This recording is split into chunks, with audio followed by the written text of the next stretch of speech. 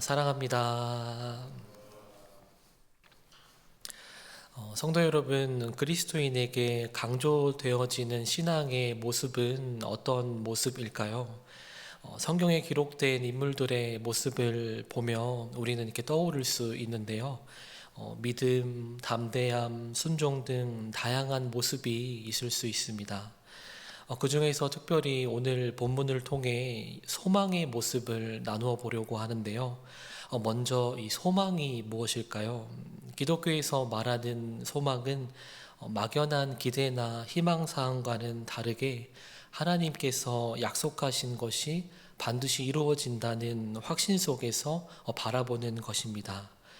그래서 소망의 근거는 환경, 사람이 아닌 하나님이시기에 현실이 힘들어도 사라지지 않습니다. 오늘 계시록 본문에서는 거룩한 성 예루살렘을 소망하라고 말씀하시는데요. 그렇다면 우리가 소망해야 할 거룩한 성 예루살렘은 어떤 모습일까요? 먼저 거룩한 성 예루살렘은 구약적 개념으로 지상의 예루살렘 성이 아니라 영원한 하나님 나라 안에 세워진 완전한 예루살렘 성을 지칭하는 것인데요. 이러한 새 예루살렘은 첫째로 하나님께서 친히 함께하는 곳입니다. 그리고 둘째로는 눈물이나 사망이나 애통하는 것, 그리고 아픔이 없는 곳입니다. 그래서 하나님께서 예비하신 거룩한 성 예루살렘은 말로 다 표현할 수 없을 만큼 아름답고 장엄합니다. 그리고 오랜 핍박과 고통을 견디어 마침내 구원을 얻은 거룩한 성도들은 이 새 예루살렘에 들어가서 살며 하나님께서 주시는 그 영원한 생명을 받게 됩니다.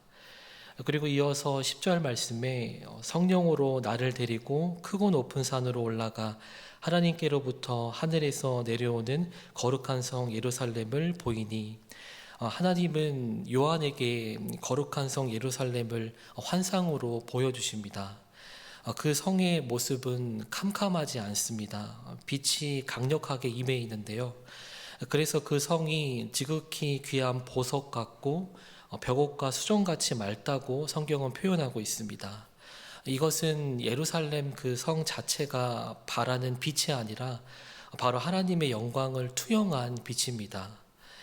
그리고 12절 말씀에는 크고 높은 성곽이 나오는데요. 보통 이 성곽이라는 것은 외부로부터 적의 침공에 대비하여 성읍을 방어하기 위한 목적으로 세워둔 것입니다. 하지만 이것은 상징적인 표현으로서 성도들에 대한 영원한 하나님의 보호하심을 뜻합니다. 그래서 새 예루살렘은 하나님께서 지키시는 곳이기에 이 땅과는 차원이 다른 하나님의 보호와 또 위로가 있는 곳입니다. 그리고 예루살렘 이 성에는 12천사가 지키는 또 12문이 있는데요. 이 문은 천국으로 들어가는 그 입구를 상징합니다. 그리고 문 위에는 12지파의 이름들이 이렇게 기록되어 있는데, 이것은 영적 이스라엘의 자손, 곧 택함을 입은 모든 성도들이 천국에 들어가게 될 것을 또한 상징적으로 보여주고 있습니다. 그리고 13절에는 이 문은 동쪽의 세 문, 북쪽의 세 문, 남쪽과 서쪽에 이렇게 세 개의 문씩 있는데요.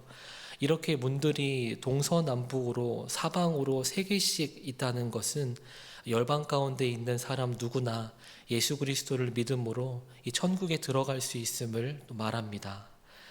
그리고 14절 말씀에는 이 성곽의 기초석을 설명하는데, 그 위에는 12제자의 이름이 또 기록되어 있습니다.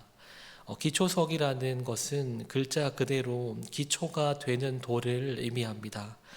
그러므로 성도들의 교회 공동체가 12사도들의 증거를 통해 그 위에 세워졌다는 것을 그렇게 말해줍니다. 그러기에 기초석에 12사도의 이름이 새겨져 있고 또 12성문에 12지파의 이름이 새겨져 있다는 것은 결국 구약과 신약 교회가 하나의 통일된 하나님의 교회라는 것을 또한 암시해주고 있습니다. 그리고 15절부터 17절 말씀은 성과 그 문 성곽을 이렇게 측량하는 말씀을 우리에게 보여주고 있는데요. 이 목적은 성도들의 영광과 축복이 얼마나 큰지를 보여주는 목적에서 행해진 것입니다. 그리고 16절에 성의 형태가 이렇게 네모 반듯하다는 것은 흠이 없음을 상징하는데요. 그러기에 하나님께서 택하시고 자녀로 삼아주신 성도들의 공동체는 거룩하고 흠이 없다는 것을 말합니다. 그리고 이어서 성 길이와 너비가 12,000 스타디온이라고 표현하는데요. 성경에서 말하는 이 12는 완전수를 의미하기에 결국 새 예루살렘의 성의 그 완전성을 뜻하고 있습니다. 사랑하는 성도 여러분, 우리는 예수 그리스도를 믿음으로 죽음 이후에 영광되고 또 온전한 삶을 누리게 됩니다.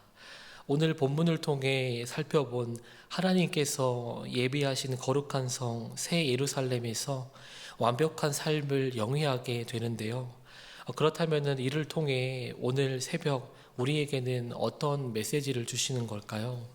바로 이 땅을 살아가면서 하나님 나라를 소망하라는 것입니다.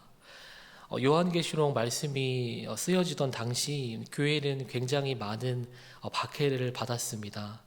그래서 사도 요한은 성도들에게 하나님 나라를 소망하며 현재의 고난을 이겨내고 믿음을 지키길 원했는데요. 오늘 이 말씀을 받는 우리도 마찬가지입니다. 눈앞에는 당장의 어려운 현실이 보이지만 영광이 빛나고 평안이 넘치는 영원한 하나님 나라를 소망하면 우리는 이겨낼 수 있습니다. 하지만 우리의 삶은 하늘의 것이 아닌 이 땅의 것에 소망을 둘 때가 참 많습니다.